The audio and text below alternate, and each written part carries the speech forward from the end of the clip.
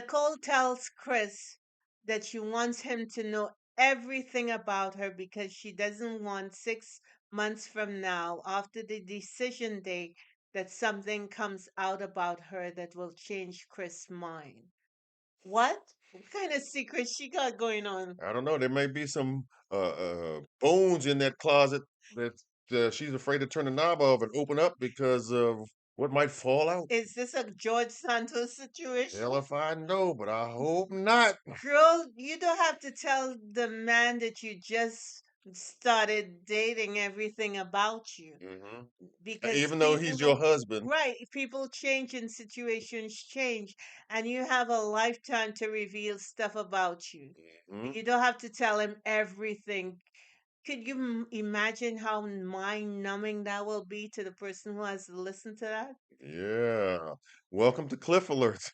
Today we're going to be talking about Lifetime Network's reality-based TV series, Married at First Sight, season number 16, episode number 13. But before we get into that, please like, share, and subscribe.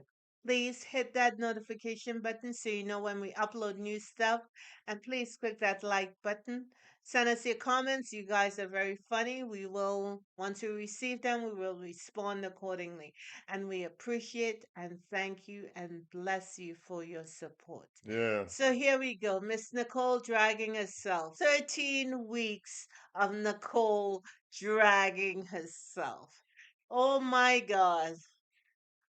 Oh, I need a bottle of wine. Oh boy. I need some wine, some wine, some wine. Well, if you ain't got a little No, tasty taste in no, it. no, don't have any tasty taste in this. This Okay. is just coffee. All right. Anyway, the episode begins with these two, with both Chris and Nicole going to a deli. And they're at an Italian deli, Mhm. and they're enjoying some good food. And she said she was from birth she needed attention, and she's telling him that she likes attention, and that when she was a younger girl, between what is it, 12 and 13, 14, she Early teenage years. How about that? she did a lot of ish. Does Nicole realize that every last one of us at 11 through what, 15, 16, Mhm. have done some ish that we may not necessarily be proud of. We were not obedient to parents, and we were doing some undercover ish. Does she understand that? Well, maybe generally speaking, but maybe as it relates to her individual scenario, maybe not so much because she's focused in her own world. I mean, uh, she was, by her own admission, rebellious. Her parents had divorced, so she didn't really know, how to respond to that. So her grades fell. She was um, She was doing disobedient. stuff Right. with She some of wanted to her hang out with her students, hang kids, out with right, them, friends, and probably did some smoking, some drinking. right, You know what? right. I Until she grew up and until she grew matured up and and matured and figured what have out you. that, hey, look, she doesn't have to be who they wanted to be. She has to be herself, and it's okay to do that. Right. Yeah. But during that time, we all may not have gone the road that Nicole did. Hmm. But we feeling ourselves, and I know for me it was a time to challenge authority. And if someone tell me, an adult tell me come, my first words were why? You can't make me, or and that will cause my mother to give Tighten me you up. a Tighten what you up. for. What was interesting about hearing that from, I guess, Chris's point of view is that he responded by saying um, that if that Nicole were to show up today, he wouldn't necessarily be married to somebody like He that. wouldn't be checking for her. Right. And her insistence on telling him everything as it relates to their relationship, because she doesn't want something to come out that will help him change his mind. I have told beloved here just about all the stuff that I did growing up, and I was a hard-headed child. I was a hard-headed child. You couldn't. You couldn't tell me anything and I would do it. But but hey, I'm here, right? Yeah, I'm still alive. turned out all right. She gotta find that joy within her. And what I would like to see Nicole do moving forward as best she can is to not talk herself into either a conversational hole or a relationship hole, or any kind of hole. I think she talks way too much sometimes and maybe listens, not enough. I think she needs to understand that, like you said, we don't need to know everything, and her husband Chris doesn't need to know everything right up front. Okay, and I think she does that in an effort to give him as much information as possible so that he can make an informed, intelligent decision come decision day about their relationship moving forward. Listen, marriage is you know someone starting in, but that person changes as you go and Every day. gradually every day, and particularly for women. And we change and we morph and we change. And so when you look back, the same two people who got married are now different Hmm. 5 years later, Right. 10 years later, Right. and it goes on and it goes on. Hmm. You have a lifetime to reveal what you used to do in the past. Hmm. And then it's something in the past. You're making new stories together. So that should be the focus. And I think the operative word is revealed, which Exactly. means it'll come out at the right At the time right time. and the right place, right circumstances more often than not. And you'll go with it from there. It's not going to change, right now how he feels about you necessarily. You don't have to live a life with explaining yourself. You're living right now. The moment is right now, Yeah. going forward, and that's where you stay.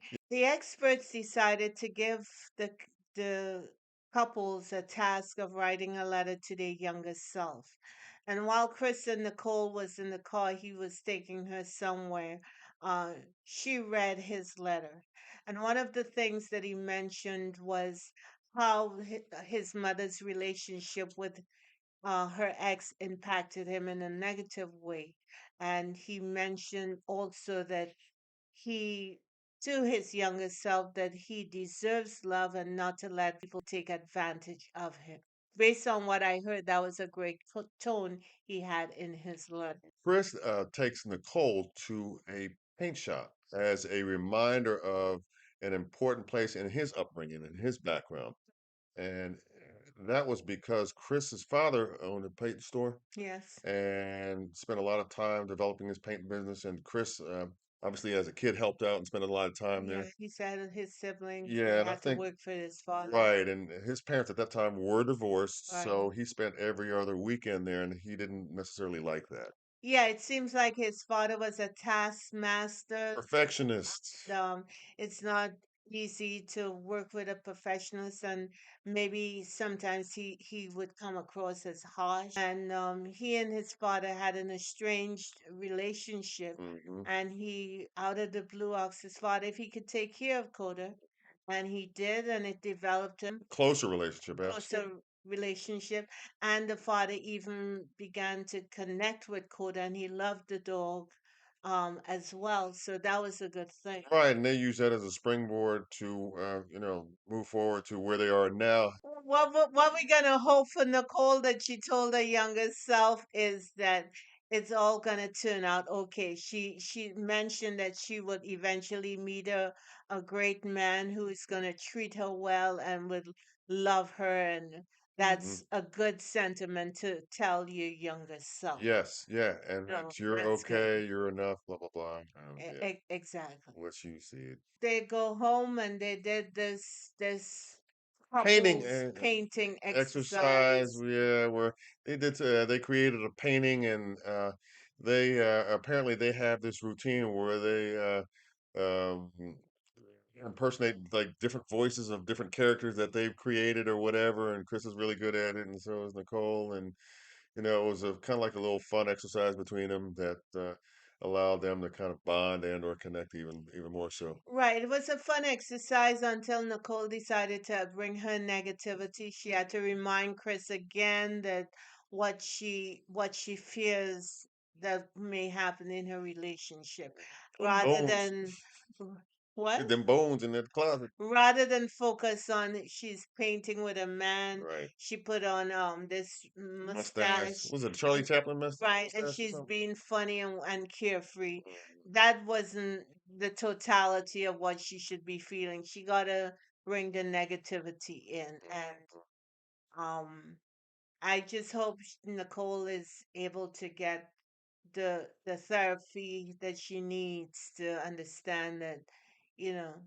she's not dealing with her past, she's dealing with her future. There's a movie going on in her head that she gotta turn down or turn off. Volume down on completely. Yeah. Yeah. Yeah. I'm just saying.